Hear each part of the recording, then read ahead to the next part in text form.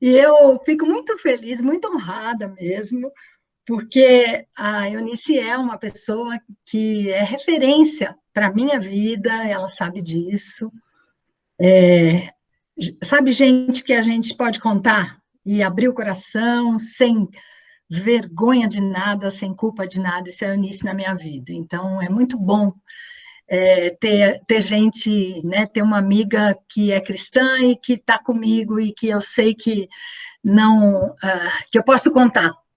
Aconteça o que acontecer, eu posso contar. A gente, às vezes, fica um tempão sem se encontrar, mas quando a gente se encontra, a gente tem intimidade do mesmo jeito e amizade. Isso é muito legal. Eu sei que isso é bênção de Deus para a minha vida, né? E ela já foi minha chefe, e agora, e depois ficamos amigas, né? E continuamos muito tempo amigas. Muito obrigada pelo convite, muito obrigada também a Denise pelo convite, pelo afeto na ajuda aqui para a gente articular aqui para ver como é que vai fazer, né? Porque nós estamos fazendo um curso de TI na hora, assim, né? A gente está tentando aprender como é que faz com tudo rapidinho e acho que essa é uma experiência interessante, porque não estamos perto, mas por outro lado, né? Por outro lado, é possível que pessoas que não tivessem chance de se locomover, agora podem estar, seja de qual lugar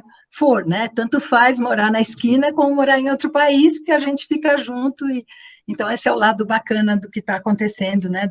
Dessas todos esses encontros online, sem deixar de lado a importância de estarmos pertinho. Eu não vejo a hora de poder abraçar as pessoas de novo, de verdade, né? E estar perto de verdade.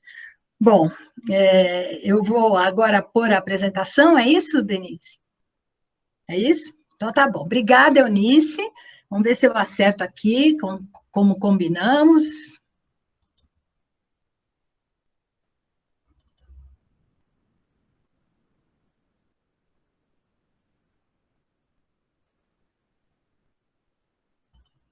Já está aparecendo, a Roseli, a apresentação. Se você Já? colocar a apresentação. Isso. Ah, Se você então quiser tá. colocar a apresentação em tela inteira, fica. Sim, Isso. tudo Perfeito. certo? Estão Tudo conseguindo ver? Tudo isso, certinho? Então tá isso. bom. Porque vocês me veem, mas eu não vejo vocês. Então, se der alguma confusãozinha aí, se não estiver dando para ouvir ou para ver, você sinaliza, tá bom, Denise? Tá bom. Bem, a gente está vivendo, né, todos nós, uma grande crise, não dá para negar, né?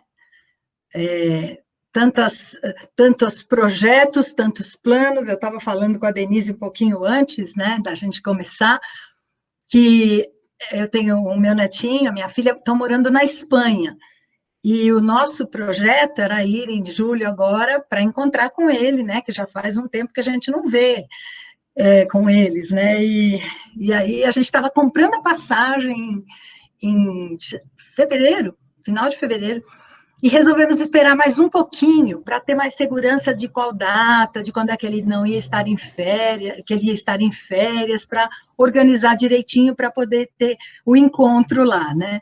E aí, nesse pouquinho que a gente esperou, né? Tudo fechou, tudo mudou, e agora a gente continua se falando pelo computador e tendo os encontros virtuais. Então, são mudanças que a crise trouxe, uma crise inesperada, há quem diga que, né, acho que os nossos netos, bisnetos vão estudar isso na história do Brasil, isso que nós estamos vivendo, essa mudança tão rápida e tão grande, né? E eu quis pôr essa imagem aí porque é isso, né? A gente está pulando para um outro mundo, porque nós não vamos voltar para o mesmo mundo, né?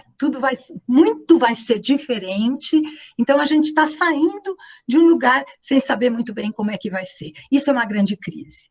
E aí há um provérbio, né, chinês que diz que a crise é também uma oportunidade. A palavra crise pode ser usada também como oportunidade. E aí eu quero parar um pouquinho aqui e pedir para você pensar, né?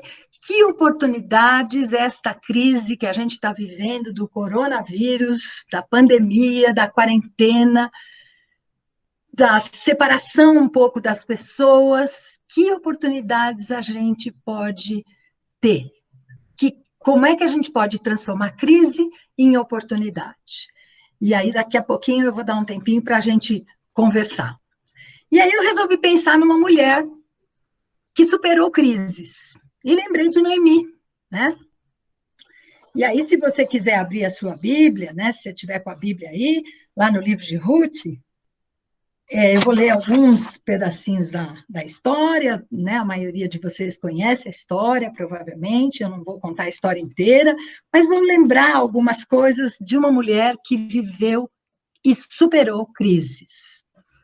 Várias crises, né? A primeira crise, uma crise de fome, no lugar onde ela estava, e ela precisa se mudar para outro lugar, distante, diferente, com um povo que não conhecia o seu Deus, uma nova adaptação, e lá vai ela, né? Com a sua família. E aí ela vive uma segunda crise, ela perde o seu marido. E eu estou com a nova versão internacional, NVI, e em alguns momentos ela fala que se sentiu sozinha, e Noemi ficou sozinha. Interessante, né? Porque ela perdeu o marido e ficou sozinha. Depois, ela passa por uma terceira crise, ela perde os filhos. E eu imagino que essa talvez, para uma mulher, seja uma das piores crises. Perder um filho. É inversão da natureza. Na natureza, né? Na lógica da natureza, filhos enterram os seus pais, as gerações anteriores. E quando isso se inverte, eu imagino a dor, a crise de perder os dois filhos. E, novamente, a Bíblia diz, e Noemi ficou sozinha. Estamos vivendo um tempo onde a gente fica sozinho, muitas vezes, não é? Ela passa por essa crise de novo, fica sozinha, e aí ela toma uma decisão, voltar para Belém, a sua terra de origem. E aí ela faz o convite, né, para as suas duas noras se afastarem, ficarem com a sua família e não voltarem com ela. Quase que tentando novamente ficar sozinha. E é interessante que mesmo no meio da crise, da dor, da solidão, ela abençoa as suas noras, né? A Bíblia diz que ela abençoa as duas, apesar da crise.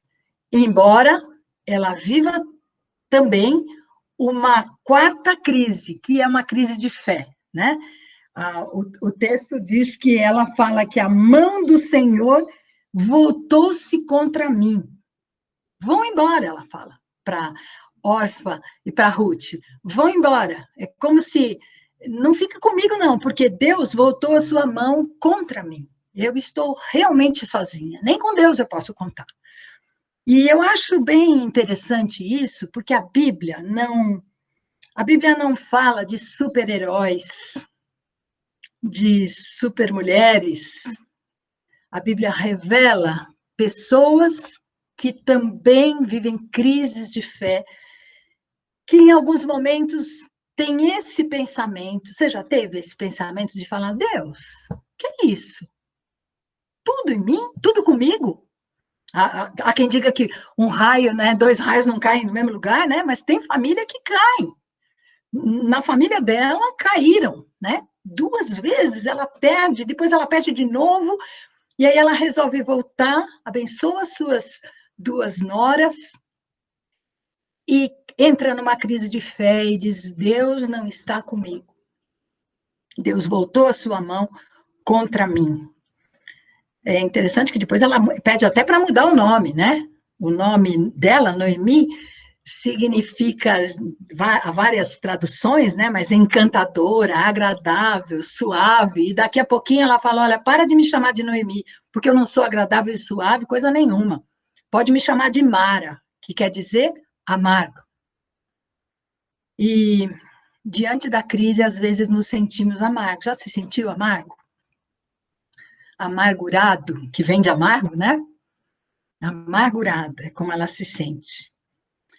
Uma das noras vai embora, a órfã, elas choram, e eu acho bonita essa história, né? Porque que relação é essa entre sogra e noras, que na hora que elas têm que se afastar, que ela pede que elas se afastem, fiquem com as suas famílias, voltem para as suas famílias, elas choram. Foi criado um vínculo. Com Ruth, muito mais, porque órfã chora, mas vai embora. Ruth diz: onde você for, eu vou. Esse texto é usado até em casamento, que é meio estranho, né? Usar em casamento o texto que ela falou para a sogra, mas ela diz isso: o seu povo é o meu Deus, onde você morrer, ali eu vou morrer também. E o que é mais bacana, ela diz: o seu Deus é o meu Deus.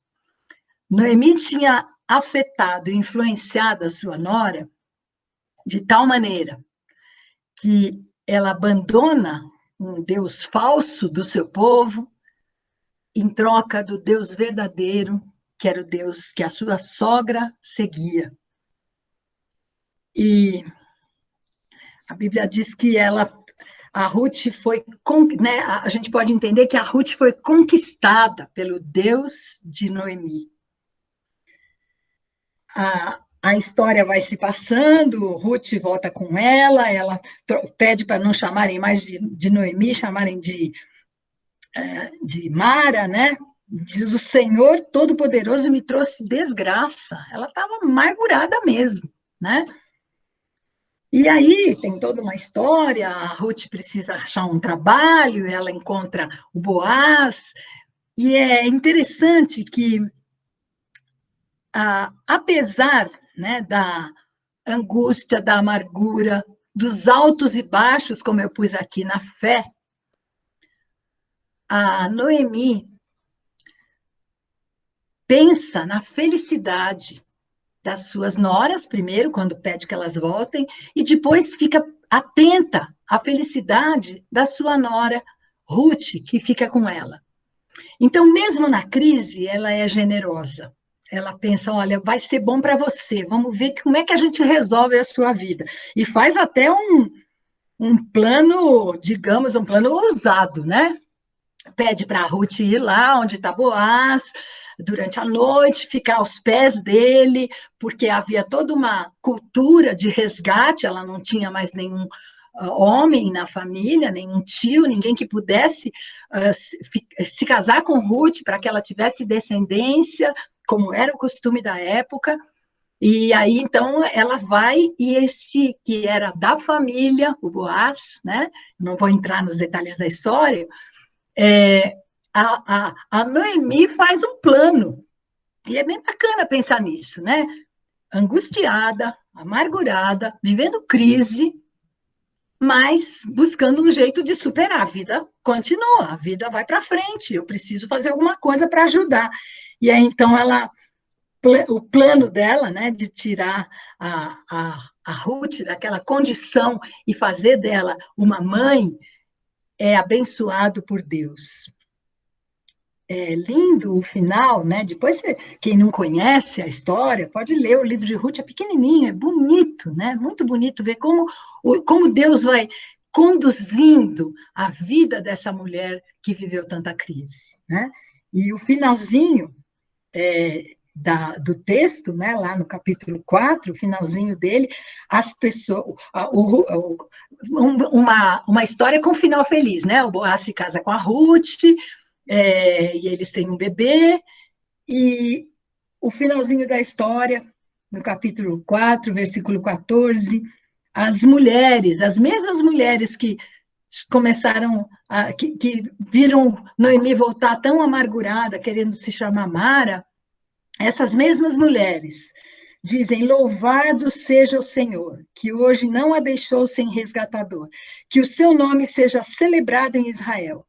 O menino lhe trará nova vida e a sustentará na velhice, pois é filho da sua nora, que a ama e que lhe é melhor do que 7 filhos. E então a Noemi pôs o menino no colo e passou a cuidar dele. É muito legal pensar como a vida se renovou na história de Noemi. Nada mais significativo do novo, né? Nada que represente melhor o novo do que um bebê, né? A vida pela frente. A vida que tinha se perdido com tantas perdas e crises, agora tinha uma esperança pela frente, um bebê no colo, que se torna o avô do rei Davi, e que depois entra na descendência de Jesus.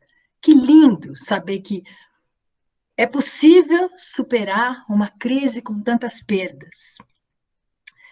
Um contexto que era triste, mas que essa mulher resolve se levantar, pensar outros planos e continuar a vida. Uma crise que provoca mudanças, provoca desapego do que ela tinha, né? E provoca a preparação para o novo, que vem depois da crise. E eu pensei três dicas de como é que a gente supera a crise. E numa delas, inclusive, a Denise já me ajudou bastante, que ela deu uma dica boa aí. Então, vou pensar com vocês três possibilidades. A primeira que eu pensei é a memória. Sua memória é boa? Você lembra das coisas que Deus fez? E a Denise citou isso na sua oração. O que Deus tem feito na minha vida? Para pensar o que é que Deus tem feito nessa quarentena, nesse tempo antes na minha vida, que pode ser motivo de louvor. A Bíblia diz lá nos Salmos, tem vários salmos que falam, lembrai-vos dos feitos do Senhor. Lembra, não deixa a memória te trair e esquecer o que Deus já fez, né? As maravilhas que Deus já fez. Tem um texto lá em Mateus que Jesus repreende os discípulos, né? Porque ele está falando de fermento e os discípulos falam, acho que deve ser porque a gente esqueceu o pão. E aí Jesus, com paciência, né, fala para eles, não, vocês se esqueceram do que aconteceu com os pães e peixes agora, há pouco tempo. Ele tinha feito a multiplicação, fazia pouco tempo. E os discípulos já tinham esquecido disso, já estavam preocupados, pensando, meu Deus, como nós vamos fazer com pão agora? Nem era disso que Jesus estava falando. Mas a memória muito frágil diante do que Deus já fez. Aquele hino bonito, né? Conta as bênçãos, conta para ver quanto Deus já fez. E não dá para contar, né? Eu acho que esse hino pede uma coisa que é impossível fazer: contar quantas bênçãos. Não dá para contar. O Davi fala isso, né? As suas maravilhas é impossível de contar. E um dos resultados das lembranças, de ativar nossa memória para lembrar o que Deus já fez, é a gratidão. Quando a gente começa, então fica aí uma dica, né? Um exercício para a quarentena. Quando começar a reclamar, murmurar, falar, não aguento mais ficar em casa, porque tá difícil mesmo, vamos negar, não, né? Não aguento mais, estou com saudade das pessoas. Para e reativa a sua memória. O que Deus já fez na minha vida? E lembrando do que Deus já fez, o texto que foi, por isso que eu brinquei, né, que a Denise não foi combinado, né, mas é esse texto, né, de trazer à memória o que pode dar esperança. A gente tem vivido um tempo de notícias muito ruins, não é verdade? Eu tenho comentado com a minha mãe de vez em quando, desliga a televisão, para de ver jornal, porque aí fica dando, né, a quantidade de mortes, de óbitos, de espaços nos hospitais, não que a gente não seja importante a gente estar inteirado do que está acontecendo, não dá para ser alienado e fingir que não tem nada, né, que não está acontecendo nada, não é verdade, né, é muito grave, muito sério o que nós estamos passando, e em especial no nosso país, crescendo cada vez mais, tudo isso. Mas, quando a gente fica olhando só para esse lado, a gente corre o risco de perder a esperança, de falar, não tem jeito mesmo, né? Eu gosto dessa imagem, né? Essa imagem que mostra uma coisa árida, pedra, muro, mas que dá chance de que a vida apareça ali. E talvez essa ideia de trazer à memória aquilo que pode dar esperança seja um caminho neste momento de crise em que a gente está vivendo. E então a primeira coisa, a primeira dica é essa. Use a sua memória para lembrar do que Deus já fez. Aquela história do copo cheio ou copo vazio, sabe como é que é? Tem gente que tem metade, né, de água no copo, e tem gente que olha pensando, puxa, né, tá faltando. E tem gente que olha e diz, puxa, olha quanto que tem aqui já, né? Esse é um jeito de olhar a vida. E conforme a gente... E acho que é um exercício para todos nós, conseguir olhar a vida. Não é aquele otimismo, né, da Poliana, tudo está bom, uma coisa meio irreal, não é isso. Mas é o olhar pela lente do cuidado de Deus, sabendo que eu posso me lembrar quantas vezes já passei por situações difíceis, quantas vezes a gente achou que não tinha saída, e agora a gente olha para trás e vê o que Deus já fez. E isso me dá esperança para continuar. Que é a segunda dica. Então, a primeira, a memória. A segunda, a importância da esperança. De mais um dia, né? Das misericórdias, esse texto que a Denise leu, fala sobre as misericórdias do Senhor, um pouquinho para frente, né? Que as misericórdias do Senhor se renovam a cada manhã. E levantar de manhã e lembrar disso, né? Usar lá a memória para lembrar que hoje é um dia que a misericórdia de Deus sobre a minha vida se renovou. E isso pode fazer toda a diferença. Aconteça o que acontecer no meu dia. Porque em nenhum momento a gente está blindado, imune das dores, das tristezas, dos problemas, das perdas. Está aí o exemplo da Noemi, né? Quanta perda, quanta perda. Até que lá na frente as coisas tomam outro rumo e tem ganho de um bebê no colo. A esperança. Eu estou lendo um livro bem interessante, né, do Thomas Halick, sobre a esperança. É um teólogo, e é bem legal algumas coisas que ele fala sobre a esperança, né? E algumas eu pus aqui, né? A primeira que ele põe é a crise é o berço da esperança. É na crise que a esperança tem que fazer diferença. Eu estou agora, mas não vai ser para sempre. Isso vai passar, né? A esperança nasce na crise, né? A esperança, essa é uma frase dele, a esperança é sentida intensamente em tempos de crise, tanto na vida individual como na coletiva. E nós estamos vivendo uma crise que é coletiva, que não é só minha, que não é só quando eu tenho alguém da família doente, quando eu perdi alguém, mas as pessoas que estão se perdendo no nosso país são os nossos mortos como brasileiros. Então, de alguma maneira, é uma crise coletiva, mas uma crise que pode nos trazer, de algum modo, a partir da memória do que Deus já fez, nos trazer esperança. A partir da crise, a esperança. Trouxe 2 textos para lembrar, né, que Deus pode nos renovar a esperança. Né? Aquele principal, quero trazer à memória o que pode me dar esperança e não ficar trazendo à memória o que me dá desesperança. E esse do Salmo 62 é bem bonito, né? Descanse somente em Deus, ó minha alma, pois somente dele vem a minha esperança. Davi está conversando com a alma. Não é legal isso? Não é bonito? Conversar com a sua alma. Já conversou com a sua alma? Dizer, aquieta minha alma, fica quieta, calma. Acalma, descansa em Deus, porque é só dele que vem a minha esperança. Vivemos um tempo onde ninguém sabe o que vai acontecer. O que vai acontecer a semana que vem, e eu trabalho com educação, a gente hoje estava numa reunião pensando, tá, quando é que volta? Sei lá se volta pessoalmente, nesse ano, não dá para saber, não dá para saber. E essa dificuldade de contar com plano garantido é sempre uma dificuldade, né, para todos nós, né? Eu tenho planos e eu não posso pôr no cronograma, eu não posso fazer um calendário com o meu plano, porque eu não sei o que vai acontecer. Mas é bom saber que só dele vem a minha esperança.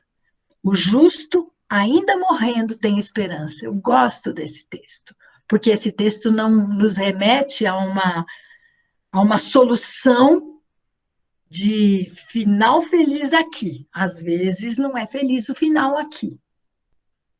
Mas o justo ainda morrendo tem esperança. Isso faz toda a diferença. E eu trouxe aqui uma poesia do Guilherme de Almeida, que eu gosto muito, que chama Ainda. E ele diz o seguinte: ainda é a palavra mais bonita que eu sei dizer e que eu sei ouvir. Parece uma tarde de outono. Ainda não é noite, e faz calor ainda. E as sombras ainda, porque ainda há folhas nas árvores. As hortênsias, os hibiscos e as primaveras ainda decoram o céu, decoram de azul. De encarnado e de lilás, os jardins ainda vivos. Ainda. É a única palavra que vale a pena, que ainda vale a pena. O nunca desanima. O sim desarma. O talvez desorienta. O sempre desencanta. Só ele ainda ilude. Eu pulei uma frase, né? O nunca desanima. O só o ainda não tem prefixos negativos.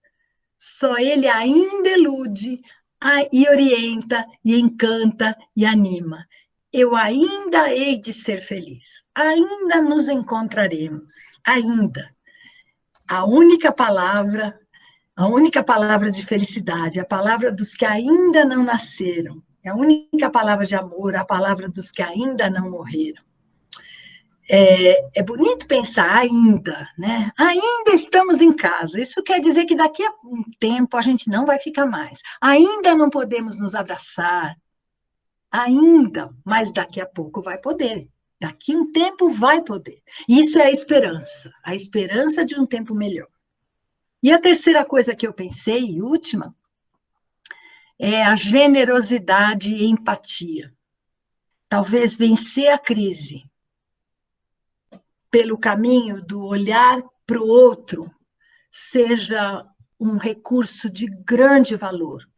A psicologia tem muitos estudos mostrando que muitas vezes a sair da depressão, da angústia, do sofrimento, da tristeza, da perda, um dos caminhos pode ser a generosidade com o outro, a solidariedade com o outro, olhar para a dor do outro e tentar ser instrumento de ajuda. E talvez isto possa ser um caminho para acalmar a minha crise, né? Generosidade e empatia. Esse texto de Coríntios é muito bonito, que fala que nós somos confortados para confortar. Deus nos dá provações, muitas vezes nós passamos por provações, e depois disso a gente pode ser instrumento de ajuda para alguém que está passando por provação. E quantas vezes, né, na vida da gente, a gente não consegue entender muito bem por que está passando algumas coisas. E passado um tempo a gente encontra gente que está vivendo coisa parecida e diz, olha, eu já passei por isso. E isso faz toda a diferença. O texto de Romanos fala sobre chorar com os que choram. Nesse momento, né? É um momento de chorar com os que choram. E a generosidade e empatia podem nos ajudar e nos fortalecer no momento da crise. Eu trouxe aqui uma história que é uma história de generosidade e de perdão. Essa é uma mãe iraniana. E o que aconteceu com essa mulher? Esse homem que está prestes a ser enforcado matou o filho dela. Eles tiveram uma briga, e na briga ele nem tinha ele não era um assassino, ele pegou uma faca e foi dar uma facada no outro e matou o filho dessa mulher. E ele estava condenado à morte. Lá no Irã, né, conforme a lei do país, lá ele estava condenado à morte. E no momento em que ele está com a forca, vocês podem ver na figura, ele está com a forca no pescoço. Essa mulher resolve dar o perdão e ser generosa com ele. E é interessante porque ela ela diz para as pessoas, não, para, não enforca. Eu quero fazer uma coisa, eu quero dar um tapa no rosto dele. Naquele lugar, naquele país, uma mulher dar um tapa no rosto de um homem é uma grande desonra. E ela acho que conseguiu extravasar a dor assim, né? E aí, então, a forca é retirada. E a outra imagem, isso é uma matéria de jornal, né, de 2014, essa matéria. A outra imagem, que eu não sei se vocês vão conseguir enxergar muito bem, né? Então tem aqui, ó, ele sendo colocado na forca, depois ela dá um tapa, a mão dela está até meio assim, e aí a outra imagem é uma mulher ajoelhada aos pés dela, que é a mãe do rapaz que ia ser enforcado. E uma coisa que estava na matéria, quando eu li isso, eu fiquei muito tocada com essa matéria, porque quando eu li, ela diz que ela imaginou a dor da outra mãe, que era a dor que ela tinha vivido, perdendo seu filho. Então, quando ela pensou que a outra mãe ia viver a mesma coisa que ela resolveu impedir. E ela podia fazer isso porque ela era a vítima, né? Então, ela podia impedir, e impediu que ele fosse enforcado. E aí a outra mãe se ajoelha aos pés dela e chora, agradecida. É muito bonito, né? Imaginar como o perdão faz. E eu trouxe uma outra mulher aqui, que eu tive o prazer, aqui sou eu e meu marido, nessa fotinha aí. Eu tive o prazer de conhecer essa mulher, Agnes Fuller.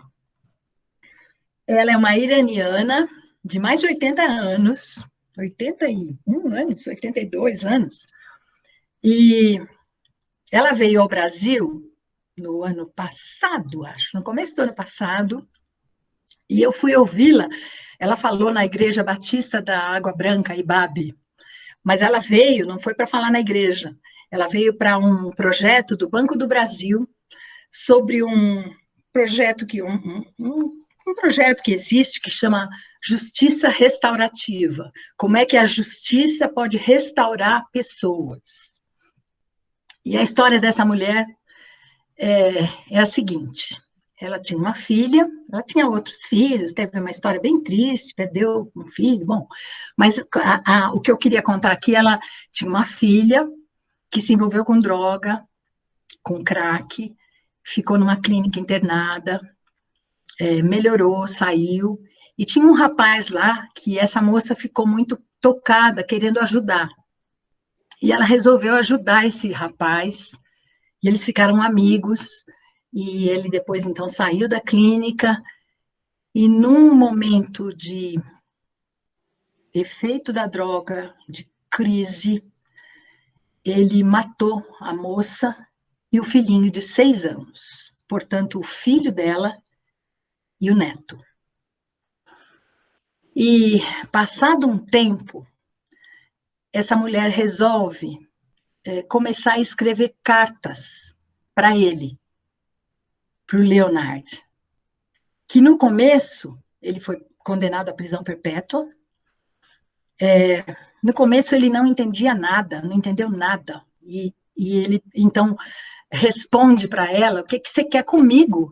Você não pode falar comigo. Ele se via tão indigno de ouvir, de ver aquela mulher mandando carta para ele. E aí eles começam a se corresponder, e essas cartas entre eles acabaram virando um livro, né? Que foi um livro, inclusive, que não era vendido. O Banco do Brasil bancou isso e distribuiu, e eu tenho um livrinho com autógrafo, ela está dando autógrafo aqui no livro. O que aconteceu com essa mulher ela era uma enfermeira que trabalhava com cuidado com pessoas envolvidas com droga, imagina, né? E a filha acabou indo, e aí acabou acontecendo isso com a filha e com o netinho dela. Eu queria pôr agora o depoimento dele, do Leonard, e eu vou pedir isso para a Denise, porque a gente tentou fazer por aqui e deu mais certo quando ela fez por lá. Mas antes, só para contar o contexto, né? Tem um cineasta que fez um vídeo, um filme, na verdade, um documentário, que chama Human, humano, né? Que é em português humano. E ele tem vários depoimentos. E um dos depoimentos é do Leonard sobre essa mulher que viveu uma das piores crises. O netinho era ela que cuidava do netinho enquanto a filha estava internada. Então ela tinha uma relação forte, muito profunda com esse menininho, que acabaram morrendo os dois. E o que isso trouxe? Trouxe uma mulher que conseguiu, aos poucos, ensinar o amor para o Leonard, que é uma coisa... Eu fiquei com vergonha quando eu conheci essa mulher, de verdade, que eu falei, meu Deus, como ela conseguiu isso, né? O perdão, a generosidade, o afeto, para alguém que fez uma coisa tão triste, que continua preso e continua, né? Isso não impediu a situação, a consequência do que ele fez tão grave, né? Denise, você consegue pôr, querida?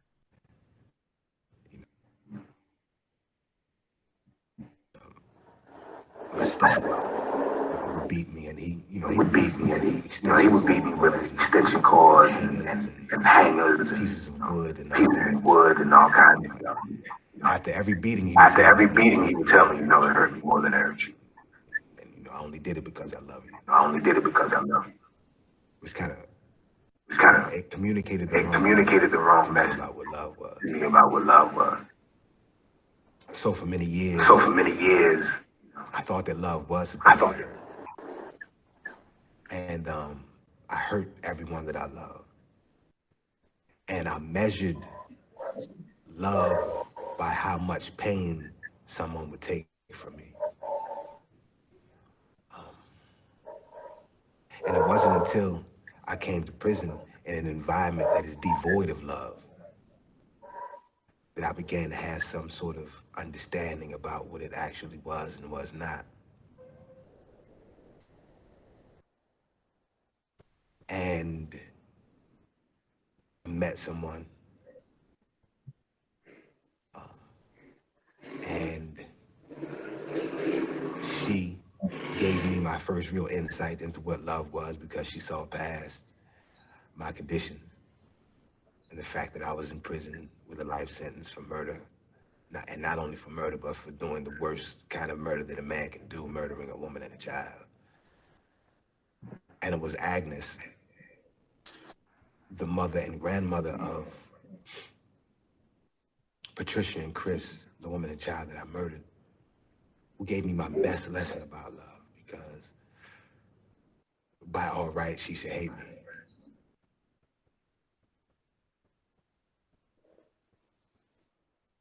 But she didn't. And over the course of time, and through the journey that we took, that's been pretty amazing. She gave me love, and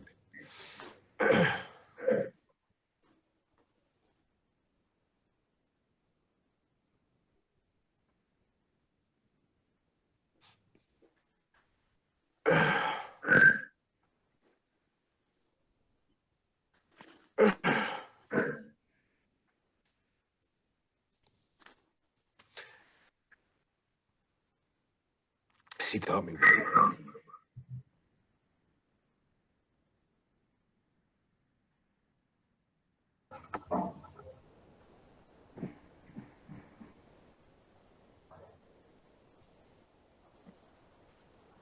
Deu?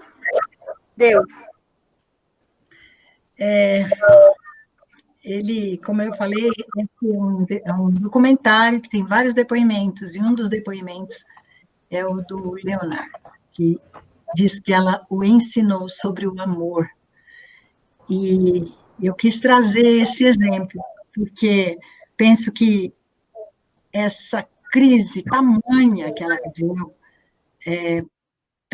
trouxe para ela a possibilidade de ser instrumento de ajuda. Ela, na fala que eu ouvi, ela foi lá na IBAB, eu escutei ela falando, e ela diz, e foi uma entrevista, né? Então eles perguntaram para ela, mas como é que foi isso? Por que ela disse, eu queria que ele se recuperasse. Ele deve viver uma culpa tão enorme, porque ele gostava muito da minha filha e do meu neto, e ele fez aquilo. Então, eu queria restaurá-lo, e a única chance é pelo caminho do amor.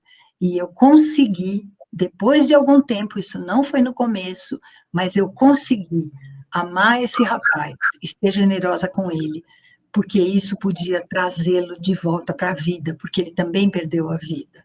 E, assim, é um exemplo muito lindo, né? Eu fiquei muito tocada com essa mulher. E antes, terminei a apresentação e queria voltar. Vamos voltar aqui. Eu quis pôr essas 3 possibilidades, né? Diante das crises. Olhar para o passado, o que Deus já fez. Olhar para o presente, como é que eu posso ser generoso e empático hoje, mesmo durante a crise, mesmo vivendo crise, e eu estou falando da crise do coronavírus, mas certamente há muitas outras crises que a gente vive, em família, nas relações que a gente estabelece, tantas outras, financeira, no casamento, com filhos, tantas possibilidades de crises. Nós vivemos uma hoje que é comum, mas há muitas crises individuais. Olhar para o passado, o que Deus já fez. Olhar para o presente, como eu posso ser generoso, empático, acolhedor, solidário, mesmo no meio da crise, como a Noemi, que estava pensando na felicidade da filha, da nora. E olhar para o futuro, a esperança.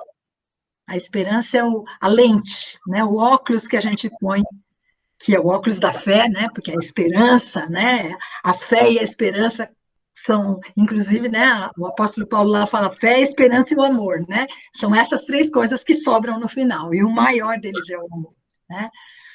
Então, olhar para o passado, olhar para o presente, olhar para o futuro, e eu pus aqui uma imagem da gente se aquietando, né? Se aquietando. Eu achei interessante essa imagem porque tem vento, né? O cabelo dela indica que tem vento. Está ventando, talvez, né? Com tantas nuvens, mas é bom a gente conseguir se aquietar diante das crises. E ainda vivendo crise, fortalecer a mão do outro. Eu gosto muito desse texto de Isaías que diz: fortaleçam as mãos cansadas, firmem os joelhos vacilantes, digam aos desanimados de coração, sejam fortes, não temam. Está sendo um tempo onde as pessoas estão muito desanimadas. Então, quando as pessoas chegarem para você desanimadas, reanime, anime com o que Deus pode fazer, com o que Deus tem feito, e que isso traga esperança para você e para o outro com quem você vai se encontrar. Muito obrigada, acho que era isso.